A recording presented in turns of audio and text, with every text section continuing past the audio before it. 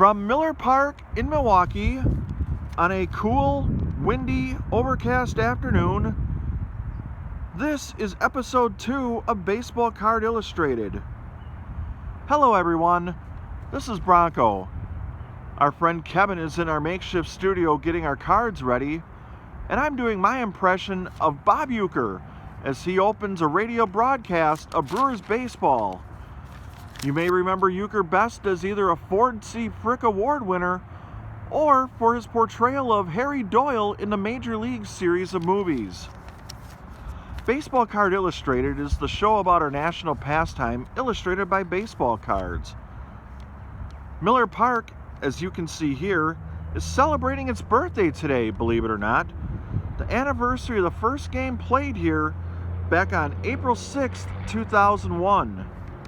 While the hometown Brewers earned a 5-4 victory that day, thanks in large part to a go-ahead home run by Richie Sexson in the 8th inning, we're focusing on a different participant from that game in this episode, as we are on the lookout for the kid, Ken Griffey Jr., as we open packs of 1989 Upper Deck. So sit back, relax, and enjoy as we hunt for the kid on this episode of Baseball Card Illustrated. The year is 1989, and I'm not talking about a Taylor Swift album. And the card we're looking for is number 1, and we're not looking for Nelly. Welcome to the cards that revolutionized the industry. 1989 Upper Deck. So, we have 5 packs, 5 chances here to pull, well, I guess 5, how many ever cards are in the pack, to pull out one of the great cards of this generation. If you watched us before, you know that Roger Craig has become the first of the immortalized folks in our Baseball Card Illustrated Hall of Fame. I was going to say, he's definitely part of the manager, if you will, of the Baseball Card Illustrated team.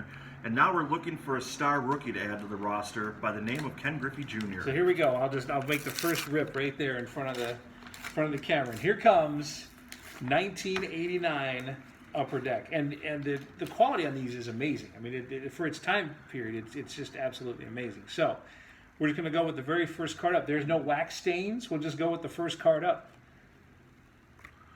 A Rookie of the Year. How about Walt Weiss? I mean, even Roger Craig wishes he could manage Walt Weiss. What would he have got? He would have gotten a Hall of Fame career out of Walt Weiss. I was going to say, he was definitely on a path early in his career for that. Let's take a look at the numbers here. Obviously, Upper Deck, you can numbers or the stats here on the bottom of the cards. I'll hold it up just a little bit, but as you can see, rookie year, 17 doubles, 3 homers, 39 RBIs with the A's, batted .250. Obviously, not the greatest rookie class that year, but still strong numbers, and a guy that would be a big part of what the A's would do over a brilliant 3-year run. Helped to get him to a World Series. Helped to get him to a couple of World Series. All right, I'm just going right through these. I'm not looking at them ahead of time, so just in case the Griffey pops up, it'll be a surprise to us. El Presidente. How about this one? Love me some Dennis Martinez. Dennis Martinez, Nicaragua, right?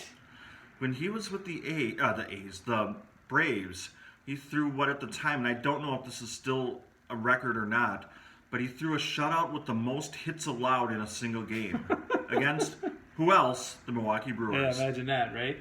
Martinez threw a perfect game as an Expo. That was in 1991. Still has the record for wins from a Latin American pitcher, or did. That might have been broken now. Pedro or someone like that might have broken that. But there you go.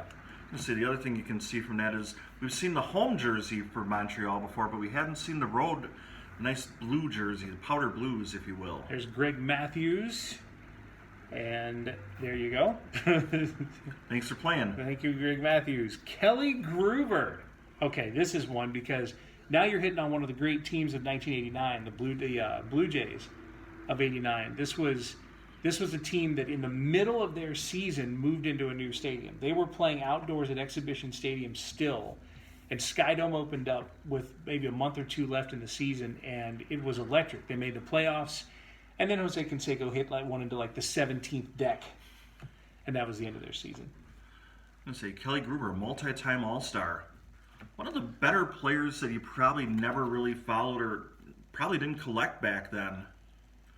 But he certainly had a nice career for himself. As you can see, In that year, 16 home runs in 1988, would go on and be an all-star in 1999, as the Blue Jays would go on to finish 89 and 73 and win the American League East.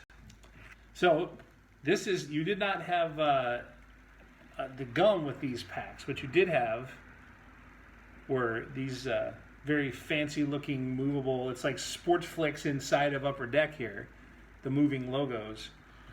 Cubs and Mariners represented there. Good news is we got a Mariner in this pack. The bad news is so far it has not been the Mariner we're looking for. And by the way, these guys won their division that year. Dwight Smith, Jerome Walton. Finished 93 and 69. So they could have broken that curse about 3 decades early if they'd been on top of it. Edwin Correa. Now I want to get to this next one because this is actually one of the really good ones. There's a Hall of Famer right there.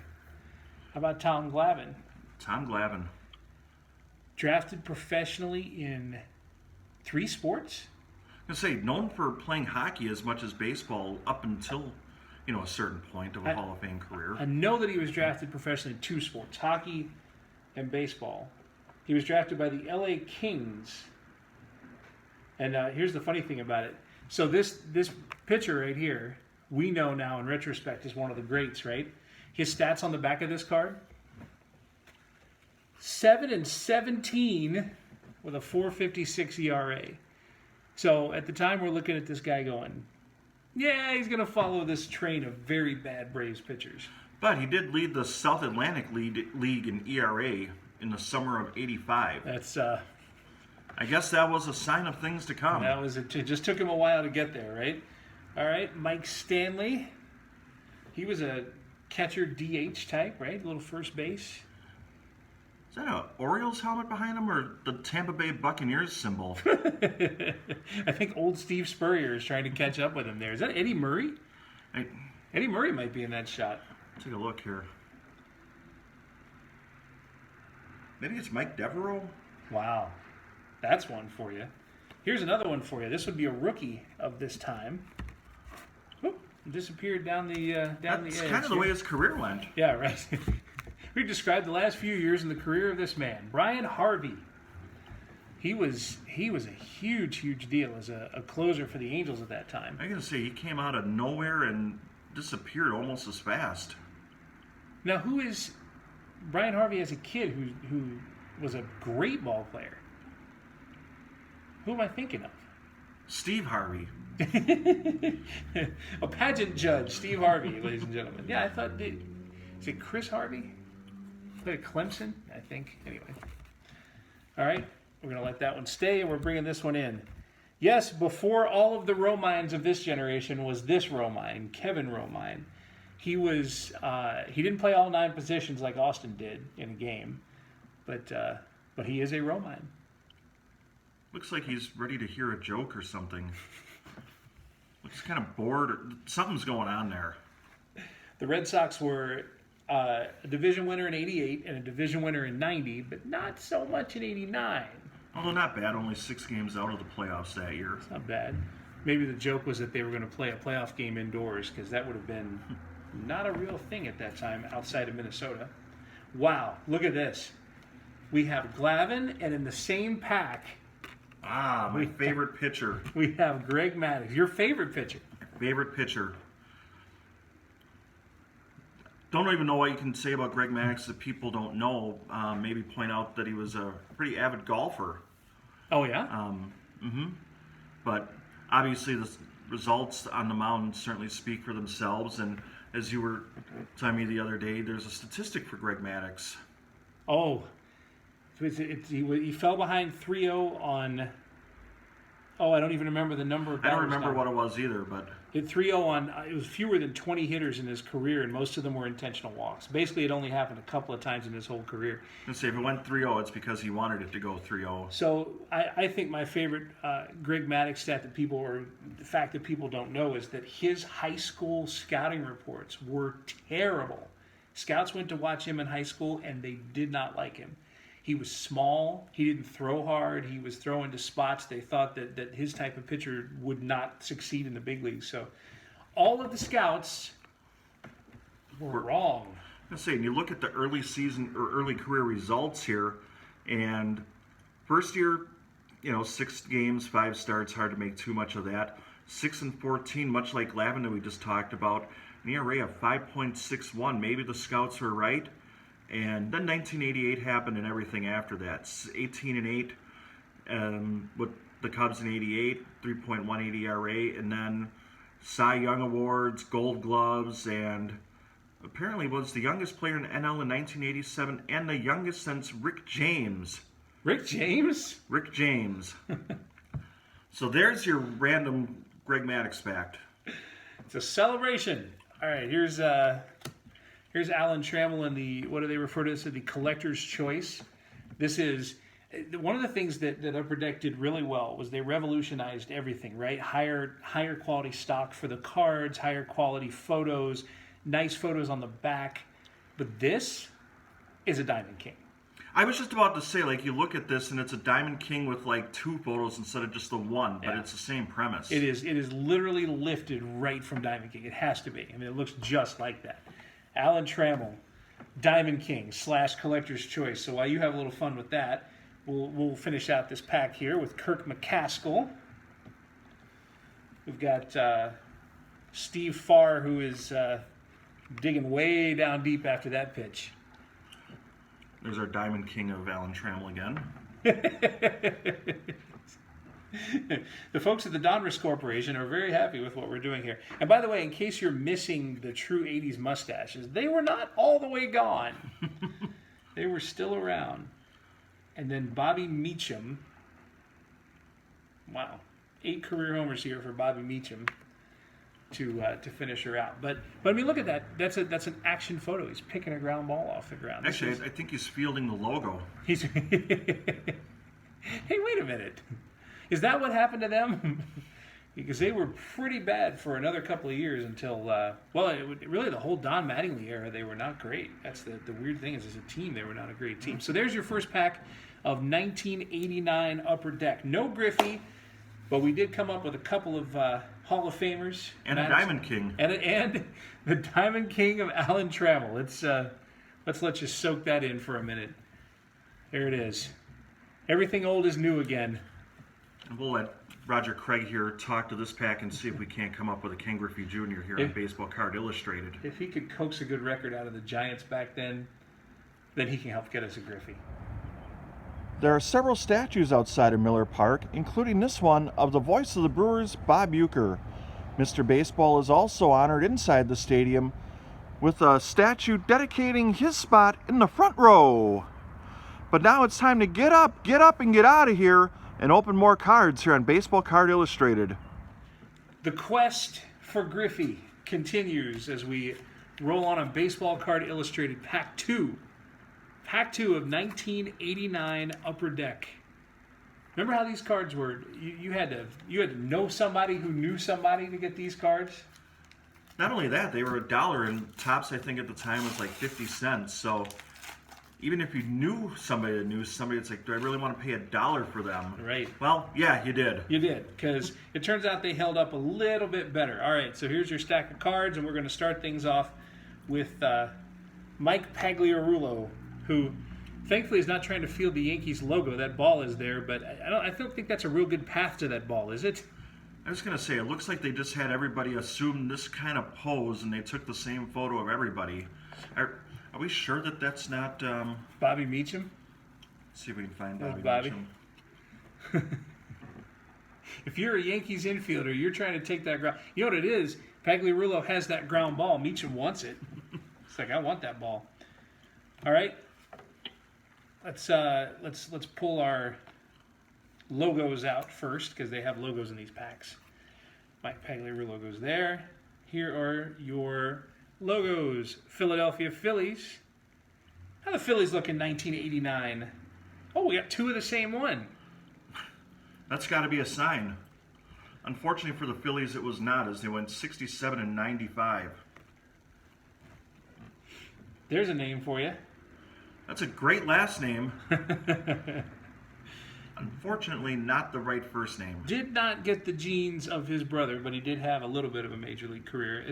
it's unfortunate because all of the other Gwynns have not really amounted to a lot. Tony Gwynn Jr. was going to be big, but didn't really turn out that way.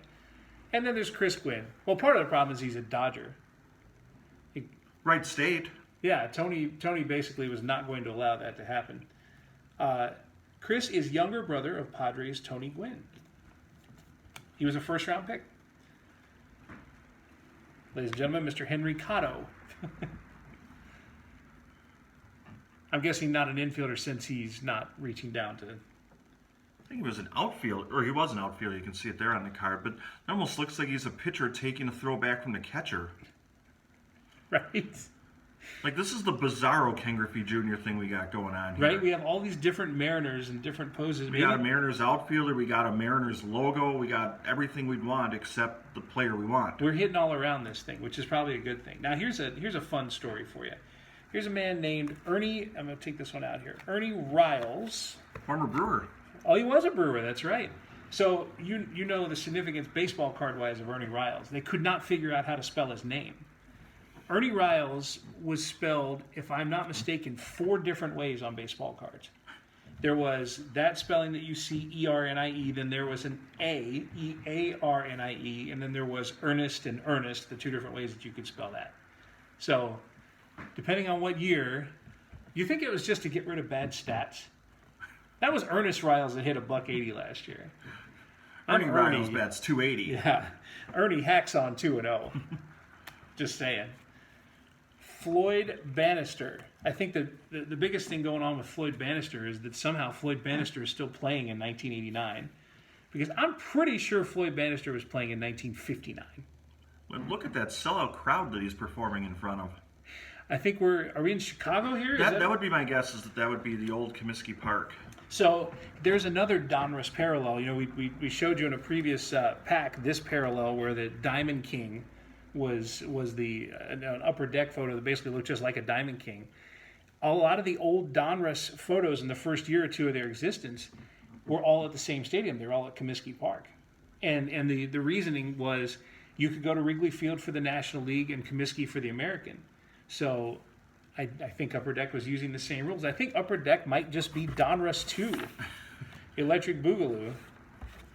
Slightly more successful, though. Oh, my goodness. Back-to-back in this pack. This is crazy. Wow. That's the same guy. It is literally 2 photos of the same guy. Look at this. Right, I'm having a little balanced thing. Here we go. It's Ernest and Earnest. Whoa. Luis Rivera on one end. And John Dobson on the other. The same guy. Did they just say everybody line up in a row and they just snapped all the photos at once? I was going to say, that just looks like it literally is the same guy. They just changed the number on the jersey, maybe airbrushed it. Threw some glasses on him. Like, hey, we'll disguise him with these glasses and a mustache. Nobody will know that it's still John Dobson. And now you're Luis Rivera. Congratulations. That's 2 cards. All right, here comes Chili Davis. Chili Davis. The pride of Jamaica. How did you get the name Chili, or nickname Chili? Ooh, that's a good question. That's one we're going to have to dig a little bit. We may have to vamp a little till we find that. But Chili's real first name is Charles. Charles Chili Davis. Guess I can show the stats here instead of just making them up. Double-digit home runs every year. Decent RBI guy. Drew some walks. A little bit of speed. And he could hit a little bit. Chili Davis. Yeah, he had some big performances in his career. Chili was from his childhood. His father gave him a particularly poor bowl cut haircut. It looked like someone had put a chili bowl on his head to cut around. Sorry, Chili. You probably wanted a better way to get your nickname, but there you go. Well, it could have been worse. You could have been Bowl Cut Davis, so Chili's not sounding all that bad. Another save by our friend Roger Craig. Roger Craig once again does it. That's right. Chili was a giant. Walt Terrell from the managers department. Here is former Pirates and Tigers skipper Lloyd McClendon. Now, in this picture, he took his helmet and went home for the day rather than taking first base like he did when he was managing the Padres, or the Pirates, I should say. Yes, he was on the Jim Leland managing or coaching tree I think one of the few baseball people to actually have a tree like that. Usually you hear about that in football. But yeah, Lloyd was about to go home with something there. Oddly enough, I always liked Lloyd McClendon and never really had a reason for it. And it was well before he was a manager even. Just one of those guys I randomly liked. Played a lot of positions, did a lot of good things. Here's one. And as we've learned, he is spelled with one H, I guess two, counting the first one, Orel Hershiser. There is the man at the top of his game and also at the top of his delivery. It's an action photo from the World Series. This was after he threw 59 scoreless innings in a row. Just want to look at the back of this card because I don't think it's going to be... No, it isn't a regular one. So you got the World Series MVP card because, as you mentioned, the world was his oyster at this particular time in 1988. And that's when the photo would have been taken, even though we're talking about cards that were released in 99. But just an unbelievable season, as it says there in the first line on the back of the card. 59 scoreless innings. And he wasn't just doing this against the Giants in their no-name lineup. He was doing it against everybody, even the Padres. He was pretty incredible at that point. Orel Hershiser. Still around, still a broadcaster for the Dodgers. And now it's Diamond King time. Ozzie Smith. The Wizard. Now, this one's interesting because let's compare this to our other Diamond King. This Alan Trammell Diamond King / Collector's Choice has this very southwestern feel to it, which is funny because it's Detroit, right? Ozzie is looking through a window at himself. Hey, buddy, what you swinging at there? Oh, just hitting a home run in '85 in the playoffs. That bat looks a little long. Maybe it's just me, but I think Ozzie was not quite. He needed that to reach those outside pitches. I think Andy McGaffigan, and I've saved the best for next to last. 2 more cards in the pack, but I have saved the best for next to last. As we once again see the road jersey of the Expos. It is story time for this one. Oh, here we go. You got him. Nothing better than Rob Deere, my favorite player growing up. Now, why is that? Lots of power. 1987 Easter Sunday, Rob Deere hits a mammoth 3-run homer to tie the game as the Brewers would go on for a comeback victory over Texas for their 12th win in a row. And anybody in the Milwaukee area that was alive at the time would remember that meant free hamburgers for everybody. Wow. So he was huge. Just a big, powerful slugger, not much on average, underrated defensively, great strong arm, made a lot of home run robbing catches. Just always my favorite player. Wonder what he's up to these days. He's doing baseball clinics, believe it or not. Is he? He spent some time as a hitting instructor in a couple organizations, including the Cubs, and now he's doing lessons and camps. Both in Arizona and I think a little bit around Wisconsin too from time to time. So is this your number 2 behind Griffey? You have Griffey, but this is your number 2? I'm going to say, if you're going to go through every pack that we're going to open here on Baseball Card Illustrated, we always want Rob Deere. So we idolize 89 Upper Deck because of the Griffey card, because of the change of the photos, the change of the quality, the change of everything. You can put that in your Hall of Fame there. Oh, I'm just going to show the stats there. Oh, he's looking at him too. It's like, wow, I had a lot of home runs back then. Yeah, 33 home runs in '86 in his first year with the Brewers. So he kind of burst on the scene for young fans like myself at the time. 28 homers in '87, a magical season in Brewer history. Hit 23 in '88, I should say, with a .252 average, which he kind of rose that average as the season went along after recovering from an injury that year. But just one of those guys, every kid that has a favorite team has a favorite player, and for some it was Paul Molitor, for some it was Robin Yount, and here I was with Rob Deere. Rob Deere, that's fantastic. It's nice to have a favorite player that a lot of other people don't have, because if you run into him, you can talk to him. Now, again, this Upper Deck issue was fantastic. This was a revolutionary card issue in a lot of different ways. But there were issues with 1989 Upper Deck. We've touched on one that this bad boy is a Diamond King. Okay, let me hit you with another one. Here's the last card in the pack. Whoop, and he fell off. That's an major issue there. Okay, that's an enormous issue, isn't it? It should look familiar. We got two in the same pack. So how about that? Two of the same card in the same pack. Actually, you know what? If you got to look at this carefully, I'm going to have to show you how this actually... Maybe they're not the same card. They're not the same card. Oh, no. Okay. Well, Now, this is something new. Most people would not have known this. Oh, wow. I'm fascinated by this. But, you know, we talked about Chili Davis and how he got the nickname. This is actually a bowl cut Davis. Oh, wow. Bowl cut Chili Davis. See, So, they've got the same stance, too. That's the crazy thing. well, that's what made him so tough as a hitter for pitchers, because he really didn't vary. His mechanics always stayed strong no matter what he did or what, persona he was going for. He was always consistent with that. And, if your bat doesn't do the talking, no one else is going to listen to what you have to say. But Chili Davis could get it done. So there it is. Chili and Bowl Cut Davis in the same pack of 1989 Upper Deck, along with the one, the only, Rob Deere. That's what I'm talking about. And all of those guys and more will be back here on Baseball Card Illustrated. 3 packs to go. Thank you for watching Baseball Card Illustrated, where Kevin and I rip open packs in search of some of our favorite players. Rob Deere is one of several Brewers honored on their Wall of Fame, including the likes of Paul Molitor, Robin Yount, and even this guy from the movie Major League.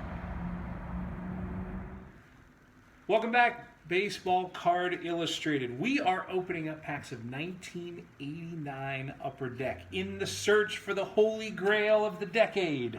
So we just talked about Rob Deere in the last segment, and that was like my favorite player as a kid. Who was yours? My favorite player is like along that line. Maybe not necessarily your very favorite player, but someone that probably 80% of the people around the country wouldn't, unless they're real big baseball fans, might not have even known the name of. Wow, that's a really good question, because I liked it was Dale Murphy and Ryan Sandberg when I was a little kid, and it was either, you had two types of people. It was either those that liked Dale Murphy, who were American, and those that liked Ryan Sandberg, who were unpatriotic. In Atlanta, that's how it worked, right?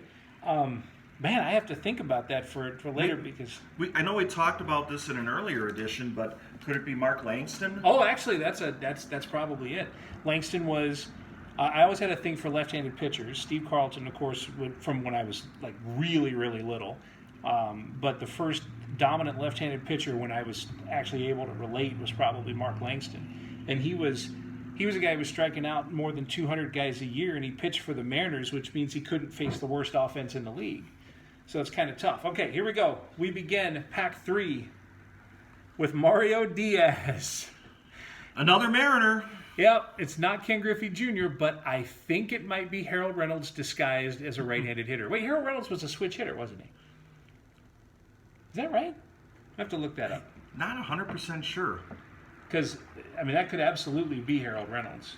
That's the other thing about 89 Upper Deck is there were some errors in this set. Dale Murphy has a famous error card in this set where the back is a reverse negative. I'm going to say, you just mentioned Dale Murphy. He was a good player. I'm trying to see if I can find he was a switch hitter, Harold Reynolds. He was, okay. Okay, Drew Hall. Don't know if I remember him, but I think I know him as every other tall left-handed reliever ever. So this was not your favorite under-the-radar player? No. Okay. Drew Hall equals Paul Ossenmacher equals probably early career Randy Johnson. Oh, here's a fun one. We've always talked about this. When you were spending twice as much for your pack, then the one card you knew you didn't want to get, the checklist. And that's the last series checklist, too, the last 100 cards in the set, until the update came out. Because it did have an update. I'm going to say, as a kid, you would have definitely felt like you got your money's worth out of this particular card. All right, here comes our Diamond King / Collector's Choice, borrowing straight from the Donruss feel. There's George Brett.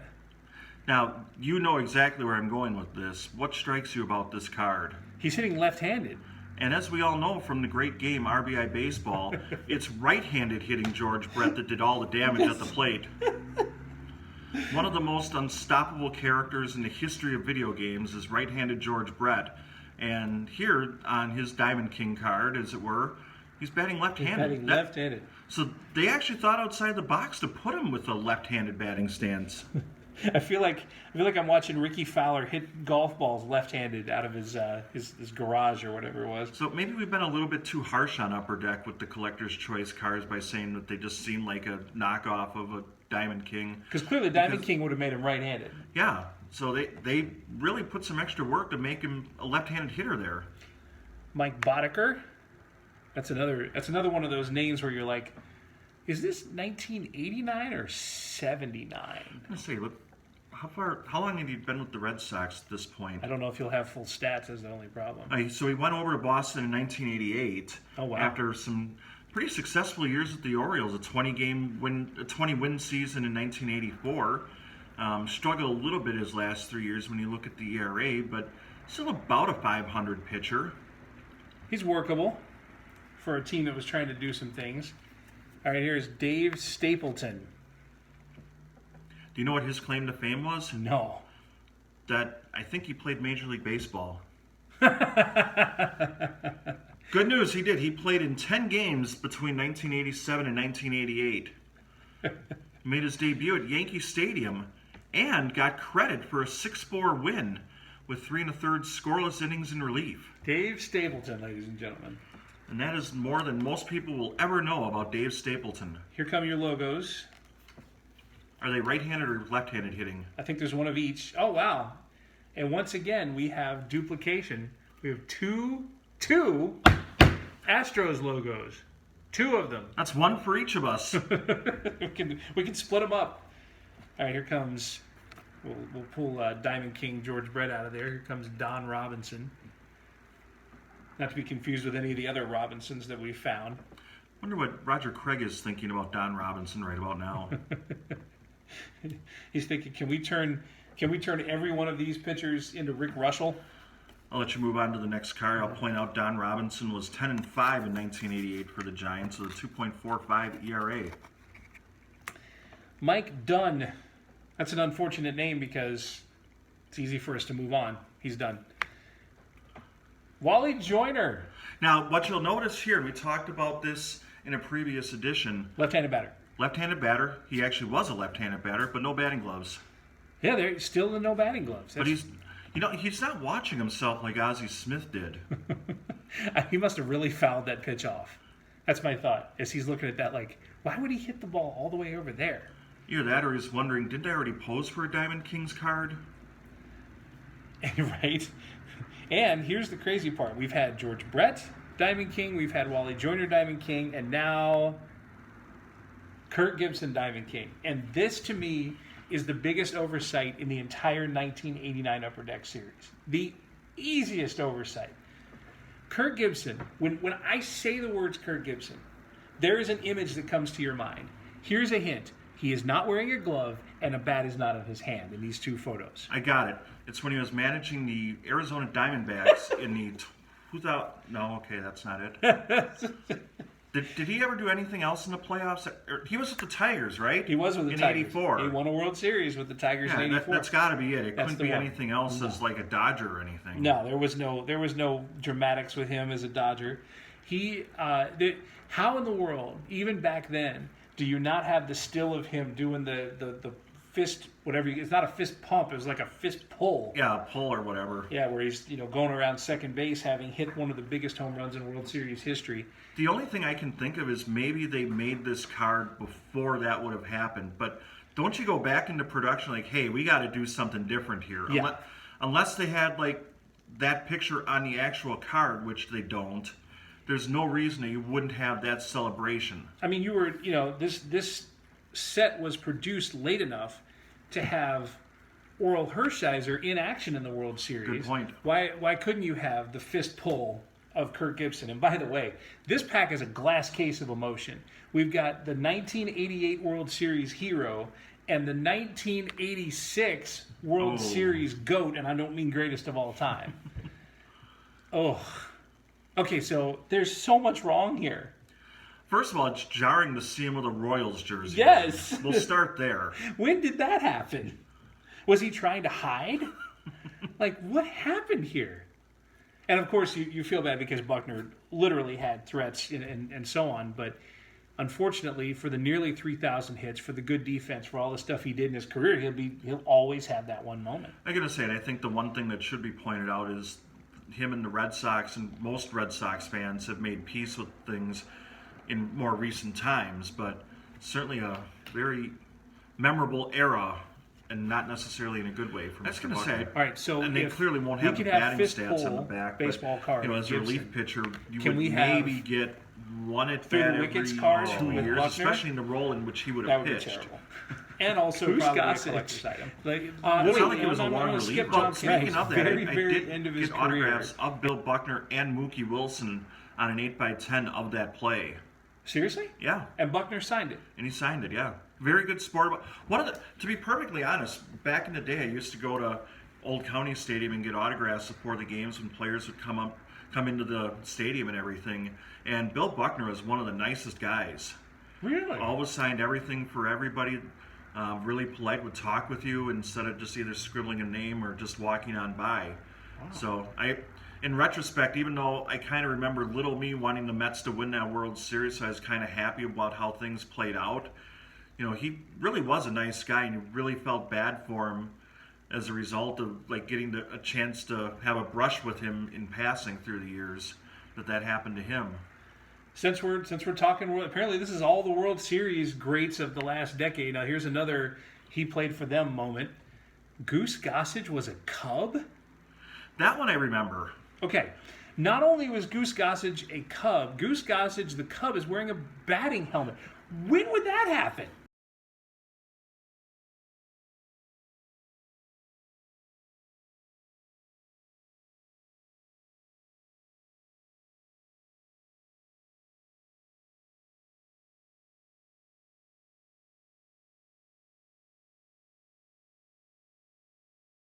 And here he is with a batting helmet on, playing for the Cubs. That is Bizarro World. That is Tom Brady in Tampa Bay Bizarro World. John Cangelosi, we're going to skip past because the next one has got a little bit more conversational value here. Rafael Palmeiro. I see a mullet, first of all, and a mustache, but I see a mullet most of all. And the other thing I see is, that looks like, that's at Wrigley, isn't it? Does it look like there's ivy behind him? Ooh, it's hard to tell. That's a blurred out photograph there in the back, but that is young Rafael Palmeiro. Well, the other thing that's interesting is I think everybody remembers him as a first baseman because that's where he would play in Texas and everywhere else. But he came up as an outfielder because the Cubs already had a legendary first baseman in place in Mark Grace. That's right. That's tough to unseat a guy like that. And by the way, Palmeiro played in college on the same college team as Will Clark, Jeff Brantley, and Bobby Thigpen. Craziest thing about that, the cleanup hitter on that team, Bobby Thigpen. Let that marinate for a minute while we show you the last card in the pack. Juan Bell. So not every Dodger was a hero in 1988 and 89. That's your third pack of 1989 Upper Deck. 2 more chances, 2 more shots to get Griffey. Thank you for watching Baseball Card Illustrated. You're looking inside Miller Park from behind the left center field bleachers, and this is Bernie Brewer's slide, which he goes down following every Brewer home run and victory. If you enjoy what you're watching, please consider subscribing, giving us a thumbs up, or leaving a comment down below. Now let's slide into the next pack. The quest continues for the grail of baseball cards of the 1980s. These are our 2 remaining packs of 1989 Upper Deck here on Baseball Card Illustrated, the search for Griffey. Roger Craig's starting to look a little concerned that we might not find the kid. I don't know. I still think after what we saw him do with the 87 Giants, I still feel like something good is coming out of this. He might just be waiting. So I'm going to start this from the back of the pack because it's the first card that opened up. Because I have first out a rookie. Yes! And he is Ray Palacios. No! There he is. Mr. Ray Palacios himself. Yeah, we gotta figure out something about Ray Palacios. Yeah, you're having some fun with that one. Okay, here we go. Here is Paul Zuvella. Now, of all the classic 80s Braves names, Paul Zuvella was one of them. Middle infielder. and ended up in Cleveland. And, well, he was what all 80s Braves are. There it is. He's fixed it. Bronk has fixed it. I thought I'd be a little bit more excited to pull this from a pack than I am, but it's still pretty exciting. There it is. Ken Griffey Jr. Who knew that's all you had to do? Back in the day, we could have really made a lot of money with that marker. I don't remember him being a catcher, though. Turns out it's kind of a thing. All right, here's some other ones for you. Another surprise. There is Ed Whitson. And the key here, if you don't know Ed Whitson, he was a starting pitcher, Padres, Yankees. Fortunately, I know him quite well. We talk all the time. Yeah, you and old Eddie. But he is, not only hitting, but appears to have successfully hit something. Because he's in a follow-through and looking in that direction, unless he just knows that the camera's watching him and he's swung and missed. That is possible. Ed Whitson, ladies and gentlemen. You mentioned this name a while ago. Mike Devereaux. Mike Devereaux was in the... Now, he actually is watching the ball. Yes, he has hit something, and I think hit it well, because is that a smile? He's got a nice smile on his face there. Or he's injured himself. Yeah, or that's that... Speaking of Ken Griffey Jr., that's that look. Come and get me, Mr. Trainer. All right, it's Diamond King time. Dun, dun, dun. The big cat. The big cat. Now, unlike the rest of these Diamond Kings, where they're all looking through windows and weird sort of New Mexico, sort of Arizona-looking things, he's got a triangle.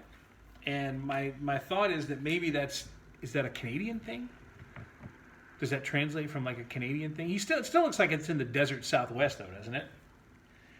Yeah, I'm not sure where that whole motif came from. Let's go back to Kirk Gibson for a second here. We love Kirk Gibson. And they still missed the boat here without the fist pull. Is it just me or do you see a little Mike Piazza in that? Oh, wow. As soon as you said it. And you know what? Why? It's the non-ear flap helmet. Like, there's just something about, like, maybe they were ahead of their time. Wow. Like, we thought they missed the boat, but this is actually a Diamond King or collector's choice. From 4 years later. From the future. From Mike Piazza's beginning of his career. How about that? All right, Andres It's Galarraga. a future negative instead of that reverse negative. Is that extra value? Here's a name for you, Danny Jackson. Looks like he's about to fall over on this pitch. Poor Danny Jackson. There's a little torque behind that pitch, I think. What stands out about it, and I think we saw it on the Oral Hershiser card earlier too, is as revolutionary as a lot of the photography on this series was and the great game action photos, some of them are a little bit blurry, and you can kind of see it here where it's not the most crisp, bright image that just jumps off the card at you. This would be a camera from the 21st century would catch this a lot better than a camera from 1989, that's for sure. We have ourselves a superstar, but before we get there, we're going to talk logos. 2 of these come in every pack. Dodgers, who at the time were the defending world champions, and the Yankees, in case you felt lonely on the other coast. And in the middle was a not-so-young man. Now, I need to tell you that this is supposed to be Nolan Ryan. I don't know who that guy is on the left. I ain't Nolan Ryan on the left. Now, if you show me that picture on the right, I can tell you that's Nolan Ryan. But did you ever see that statue was it in Spain of Ronaldo or wherever it was? They unveiled a statue of a soccer star, and I think it was Ronaldo, and the statue looked so little like him that they just tore it right back down. They're like, no. Well, was it Lucille Ball that they had one of here in America too that was like that? Just looked terrible. It was like frightening. I mean, at least I'm not scared of Nolan Ryan here because I'm not standing in a batter's box. Right. Yeah, he won't Robin Ventura your head, thankfully. But he looks like Phil Niekro there a little bit, doesn't he? Like, I think they did a nice job with the illustration of his pitching motion, but not really sure who they decided to take the still shot of. Were they intimidated enough by him that they're like, we'll build it off of like shots that we have. We won't. Hey, Bill Doran, come over here. We're gonna paint you and put this with Nolan Ryan. Bill Doran. Alan Ashby is gonna get his play as Nolan Ryan. Here's a fun one. Ron Washington in year, 14 of 36 in the big leagues? I still think he's going to come back and play. Even after a successful career as a manager of the Rangers and coaching elsewhere, I feel like he could play. Ron Washington. He's not UL Washington. Oh my goodness, look at this. I did not know that was coming. Make an Alan Ashby reference, pull an Alan Ashby card. I'm going to go out on a limb and predict this was not a game photo. If so, he's a little shy on equipment right there, including the lack of headgear. That's a little bit of a surprising. No face mask. He's a throwback. But you know what? It's funny because it basically tells the world you're the backup catcher. You're out there to warm the pitcher up while the other catcher is going and getting his stuff, which would be Craig Biggio, right? At that time, yeah. Yeah. So Craig is over there in the dugout, starting a career. Alan Ashby is a year away from starting his career as a news anchor in Houston, because he did do that. When he finished his career, he became a news anchor. But on this particular day, the manager just said, you know what, you don't even need to bring the bag with equipment, just bring your glove. Yeah. We'll have you warm Nolan Ryan up today. It does feel like maybe this is like giving up in September too, right? Like this is the last weekend of the season, and Ashby he's ready to go home. We've seen this name before. That's a duplicate.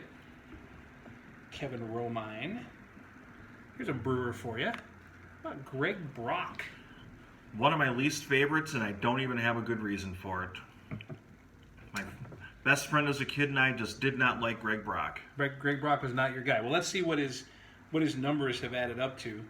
He had a really, really good year in 1987 in his first year. Almost a 300 hitter, 299 with 13 homers.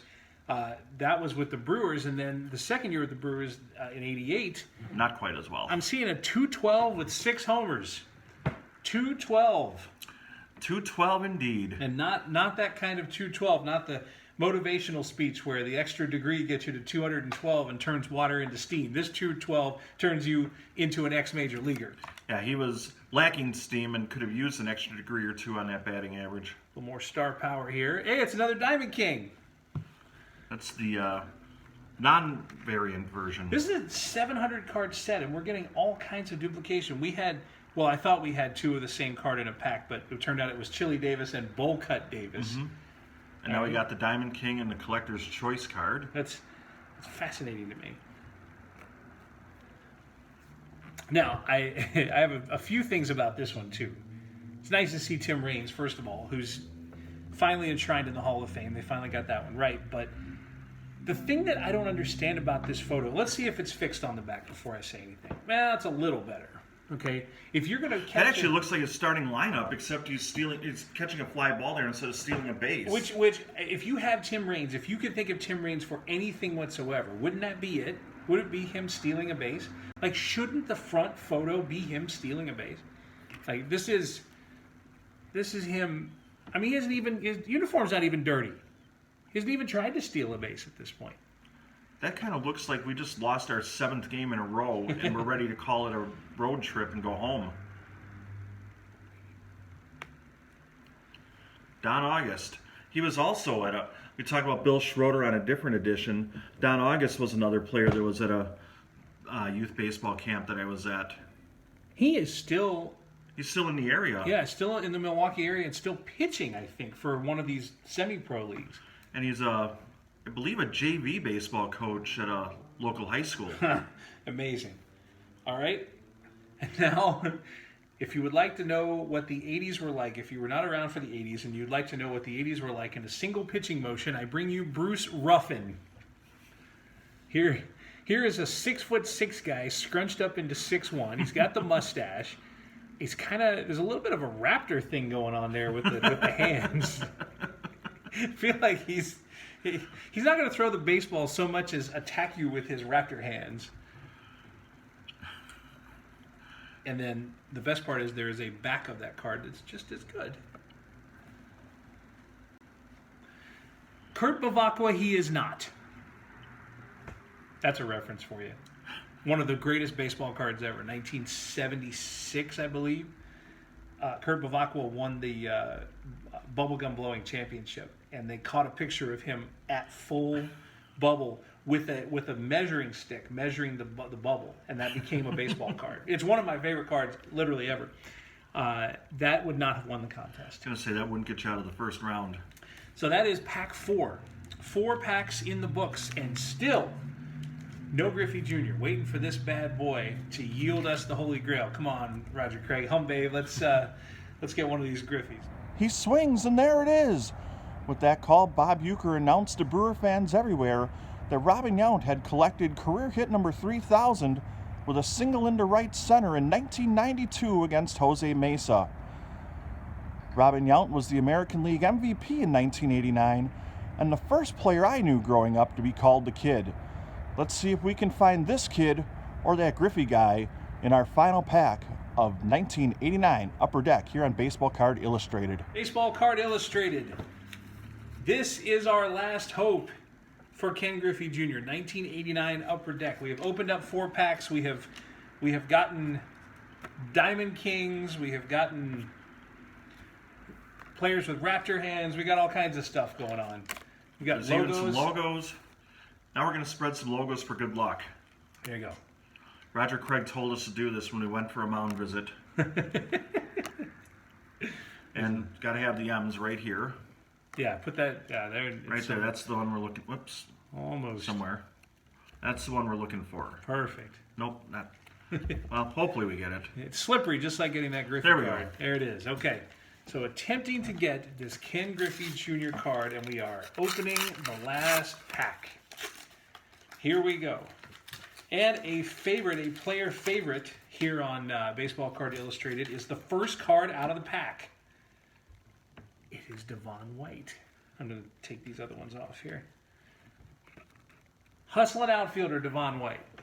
That almost looks like well, it's not really a smile on his face, but a little bit better than what we saw when we did 87 Tops, where it was like, come on, let's get this picture over with. I've got things to do. And apparently he's doing those things because he's running the bases here. Let's do a little Devon White update here. Yeah.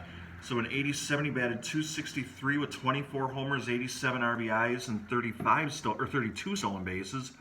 88, still pretty good, .259 with 11 home runs, 51 RBIs, and 17 stolen bases. So starting to establish himself in what would be a long and successful career. Devon White, ladies and gentlemen. And from Devon White, we go to Mark Grant.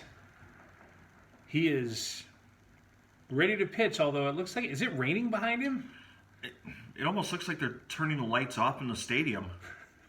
Okay, we've been rained out, but we'll put you under this canopy and take your photo. Yeah, here's the card. Now remember, all of these stadiums in these photographs were all torn down about 4 years later, when every stadium in the league got torn down except Wrigley and Fenway, Dodger Stadium. There's an all-name team candidate for you. Steve Lombardozzi. If you know the 87 Twins, you know that Steve Lombardozzi was a player for that team. Of all of the players, he was one of them. Steve Lombardozzi, 3 home runs and 27 runs batted in 1988 for the Twins. How did the Twins do in 89, the year this came out? 1989, the Twins were 80 and 82. So the Twins were 2 years removed from a World Series and then 2 years away from going to another World Series. But they weren't very good at this time. I'm going to say, when Steve Lombardozzi was asked about his stats, he said, "Yes, please." Indeed. Floyd Yeomans. Floyd Yeomans was, if I remember right, Floyd Yeomans was part of a very big trade in his career. One of the more interesting names in baseball at the time. Yeomans' effort. Floyd Yeomans. Yes, the Gary Carter trade. So he's an expo at the point of that card. And the Mets dealt 5 players. Is that right? It was a bunch of players to the Expos to get Gary Carter. Worked out pretty well for the Mets. As I say, Gary Carter was what we like to call good at baseball. Floyd Yeomans, he was okay. Decent. He was all right. Second round draft pick, 1982. Okay, so let us go to. You and I are both going to have stories about this one. Here's a rookie. We got a rookie, which I think does not bode well for hopes to get a Griffey here. It is Greg Jeffries. And in 1989, this would have been the equivalent of a Ken Griffey Jr. card at the time. This was the card to get if you were a rookie chaser in 1989. I'm going to say, I remember 1989, not Griffey, not even Greg Jeffries. The one I wanted was Tom Gordon. Tom Gordon. But Greg Jeffries was definitely a hot card. So Greg Jeffries is a classic example of getting hot and getting chased after in the industry based on a little bit of stats. Okay, so here's what we have. He was, must have been 89 that I'm thinking of, because in 88 he hit 321 for the Mets, 6 home runs and 109 at bats. But it was a small sample size, and Jeffries turned out to not be too much more than just a middle infielder, basically. But there he is, Greg Jeffries. Hobby darling of the time. 1989 U is jumping up and down right now. All right, let's fire on through some of these here. Here's Mike Lacoste. We've seen him before. Roger Craig does not look happy. Still not impressed. Yeah, it's like he wasn't good in 87. I don't know about 89. We've been through this one before, but that's not even the best Gwyn that you want. Right? And we've got a couple of logos here. So let's see what your last logos are. Twins, Padres. And here is Mike Diaz. Might I point out that is one of my least favorite hats in the history of baseball. So they took, the White Sox took a classic, an absolute classic. Well, they had 2 classics. They had the baseball player design on the cap, and then they had the SOX, which they've done in different forms. And they killed it in favor of that, which is like something that you would have seen on like an episode of Golden Girls. Like it's very true to its time. It belongs with something wicker. And speaking of famous Mets, Darryl Strawberry. how about Darryl Strawberry? Let's see where Darryl Strawberry was in his career at this point. We'll flip this thing over. Oh yeah. Back-to-back years with 39 homers and back-to-back years over 100 runs batted in. Yeah, he was still raking for sure at that point. That's Strawberry. Mets, of course, made the playoffs in '88, but did not get to the World Series. Was he? How were the Mets in '89? The Gooden, Strawberry, several years into their career. Just missed the playoffs by 6 games behind the Cubs with a record of 87 and 75. Wow. So Darryl Strawberry. Still an all-star. And still a Met because, they kind of went south after that. He kind of went Kenny Powers for a minute. But there it is, Darryl Strawberry. Okay, we are getting to the end of the final pack, so let's hope for something good here. Darren Jackson. His claim to fame, he was on the same rookie card with Mark Grace in 88 Fleer. And actually went to a card show where Mark Grace was signing autographs, and I kind of pointed toward his side of the card. He said, "What do you think? I was going to sign Darren Jackson?" So that didn't go so well. Wow. Ooh. Old Man River was playing for the White Sox. That dude was still in Major League Baseball. Yeah, he had a cup of coffee with the Brewers and, 17 other teams? He was showing pictures of his grandkids to the other players at that point, I think. He was going to the cafeteria at 4 o'clock in the afternoon. Gene Nelson, classic A's player at the time. Of course, the A's were the dominant team of 1989. I'd say would go on to sweep the World Series in 1989. And he was sort of the unheralded part of the bullpen. Everybody knows about Dennis Eckersley, but they had guys setting him up who were really good. And Gene Nelson was one. Rick Honeycutt was a guy who was really good as well. So it wasn't just Eck in those days. Jose Chico Leaned. And you know that I've got a story with Jose Leaned because of the greatest game played in Atlanta history. 92 NLCS Game 7. And Jose Leaned was a perennial Gold Glove winner. He would win the Gold Glove every single year. And he made an error in the bottom of the 9th inning, with an inning that started with the Pirates up 2-0, 3 outs away from the NL title, and the Braves scored 3 to win it. So long before Sid Bream was hobbling around third base with 2 pianos strapped to his back, none of that would have happened if Jose Lean hadn't made an error earlier in that inning. So, well, and you know what's funny, looking at this card, it kind of looks like somebody just stole the World Series appearance from him. Yes. Like, hey, where'd it go? It's here somewhere. We were supposed to go, and it just didn't happen. That was unfortunate for Jose Lean, who was a terrific defensive player in his career. There's a name for you. Otis Nixon. That's a base stealer. Let's see where he was at this stage in his career. I'd say a long, successful career. 46 steals for the we'll do the back of the card. 46 steals for Nixon with the Expos. He had 271 at bats, but stole 46 bases. So he wasn't even a full-time player, and he was stealing a ton of bases. Now back then, stolen bases were a little more common. In fact, you stole 15 of them from Tim Raines, who was highly upset about that.